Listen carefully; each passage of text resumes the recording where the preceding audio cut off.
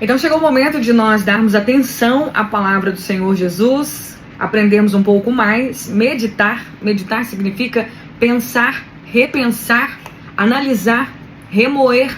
Nós precisamos ter esse cuidado com a palavra de Deus. Por que eu preciso ter esse cuidado? Porque eu preciso conhecer as Escrituras. Porque as Escrituras, ela nos revela quem Deus é, ela nos mostra quem Jesus é, ela nos mostra quem somos, de onde viemos, a nossa origem, nossa razão de existência. Ela nos revela o passado e nos revela o futuro e também nos fala do presente. As Escrituras são as palavras de Deus revelada, inspirada pelo Espírito de Deus, aonde mais de 40 homens santos, homens separados, homens dedicados a Deus, foram instrumentos para que essas palavras estivessem aqui ao nosso alcance.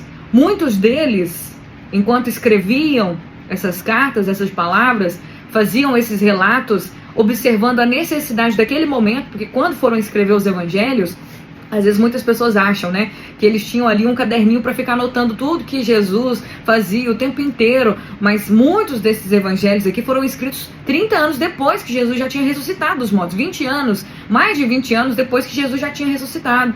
Chegou um momento que a igreja foi crescendo tanto que eles viram a necessidade de deixar escrito, de começar a escrever, para que aqueles ensinamentos fossem repassados para os próximos cristãos. Então, às vezes uma atitude simples, algo pequeno, que surgiu ali de uma necessidade daquele momento, eles não imaginavam que isso chegaria para nós hoje, para milhares de gerações à frente, para que chegasse além do seu tempo.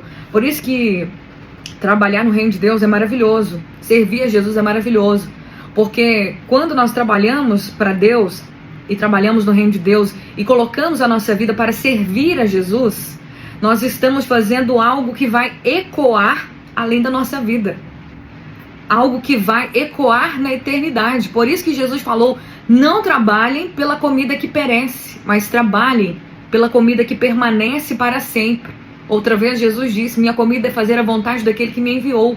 E Jesus estava falando de pessoas que iriam ouvir a mensagem, crer na mensagem, ser transformados pela mensagem, e eles viveriam uma nova vida a partir da fé nessas palavras. Porque a gente acredita, só que não para só no momento que a gente acredita. A gente começa a deixar essa palavra mudar a nossa forma de pensar e também automaticamente vai mudando as nossas atitudes, gente. É um processo, sabe? Eu entreguei a minha vida para Jesus. A primeira vez que eu ouvi uma pregação, eu tinha 12 anos de idade. Foi quando eu criei realmente, quando eu lembro até hoje, a primeira pregação que eu ouvi, porque eu já estava indo na igreja já tinha um tempo, mas eu não prestava atenção. Mas teve um dia que eu saí da minha casa e eu tinha 12 anos e eu coloquei no meu coração: hoje eu vou prestar atenção, hoje eu vou prestar atenção.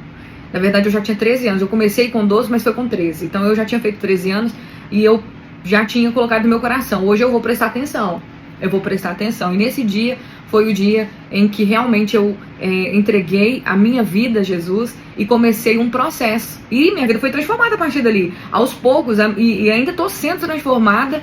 E eu sei que aquele que começou a boa obra, ele vai completar até o dia de Cristo Jesus. Então o melhor de trabalhar com Deus é que a gente está juntando um tesouro para a eternidade. E nós estamos meditando aqui no capítulo 8 de Marcos, a partir do versículo 27. Jesus chega com os discípulos em determinado lugar e ele pergunta para os seus discípulos o que as pessoas diziam sobre ele.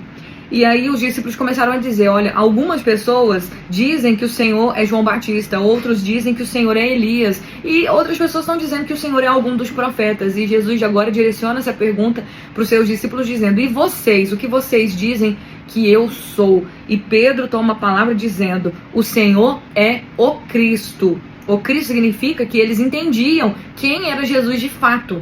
Quando eles fizeram essa declaração, era algo muito importante eles darem a resposta certa, porque já havia um tempo que eles estavam andando com Jesus, então era necessário eles já terem o entendimento do que estava acontecendo, de quem eles eram, apesar deles terem algumas dificuldades para poder entender o que eles estavam vivendo, o que de fato estava acontecendo, mas Pedro ali, movido, pelo Espírito Santo, disse: o Senhor é o Cristo. Tanto que em outro evangelho, Jesus declara: Pedro, não foi carne e sangue que te revelou isso, foi o Espírito. E Jesus continua conversando com os discípulos e Jesus começa a falar da sua morte.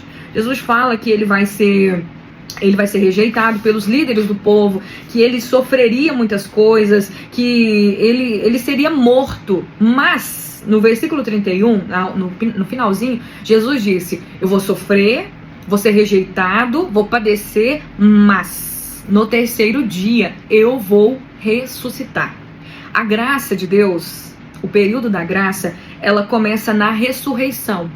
Quando Jesus ressuscitou dos mortos, foi quando começou a nossa vida, porque ele precisava morrer, ele precisava pagar o preço pelos nossos pecados. Quando nós falamos de morte, a gente não entende o que é de fato a morte. Muitas pessoas falam assim: morreu, a fulana morreu, e aí agora ela está no céu, ela tem uma recompensa, como se às vezes a morte fosse uma recompensa, um descanso, mas na verdade não. A morte é um castigo por causa dos nossos pecados. Foi o que Deus diz para Adão no Éden: Adão, se vocês comerem do fruto que está no meio do jardim, se vocês desobedecerem, vocês certamente morrerão. A morte é um sinal de castigo para todos nós seres humanos. Por que morremos então? Por causa do pecado. Por isso nós enfrentamos a morte. Qual é a bênção? Qual é a graça de Deus? É que ele vai nos ressuscitar. Aí sim nós viveremos uma nova vida na ressurreição do Senhor Jesus. Por isso que ele é o primeiro dentre os mortos, o primeiro a ressuscitar. Ele é a ressurreição e a vida. Então Jesus estava dizendo que os discípulos: vai acontecer muitas coisas ruins comigo. Eu vou morrer, mas ele morreu porque era necessário, porque ele levou sobre si os nossos pecados. Vocês estão entendendo, gente? Que é muito sério isso. Jesus levou sobre si os nossos pecados. Por isso ele precisou ser castigado com a morte. Então, quando alguém morre, não é para ter descanso. A morte é um sinal de castigo. O que vai acontecer se você morrer crendo em Jesus é que você vai receber a dádiva da ressurreição. Como ele foi ressuscitado dentre os mortos, o Espírito que vivificou Jesus Cristo dentre os mortos, levantou ele da sepultura, fazendo dele um novo ser.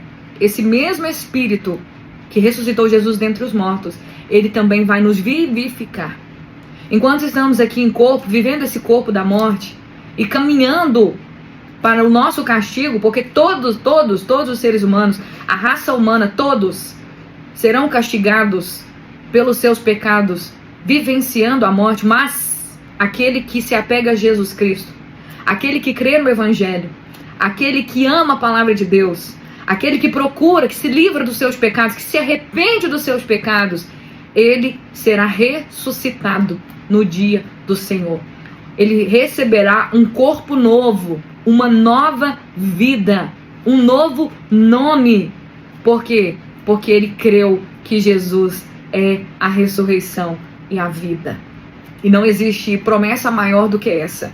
Não existe esperança maior do que essa, do que a ressurreição. Hoje podemos cantar, falar hoje que Jesus é rei, que o Senhor, ele é poderoso, maravilhoso por causa da ressurreição dele. Pois a graça começou na ressurreição de Jesus. A morte foi o castigo, mas a ressurreição é o início de um novo tempo, aonde pessoas pecadoras, pessoas que estavam afastadas de Deus, agora por Jesus Cristo podem voltar para Deus, podem ser adotadas por Deus. Elas podem até sofrer o castigo que está sobre toda a humanidade, que é a morte, mas elas serão ressuscitadas no dia do Senhor, porque ele prometeu e ele não mente, ele não é como o homem. Amém? Vamos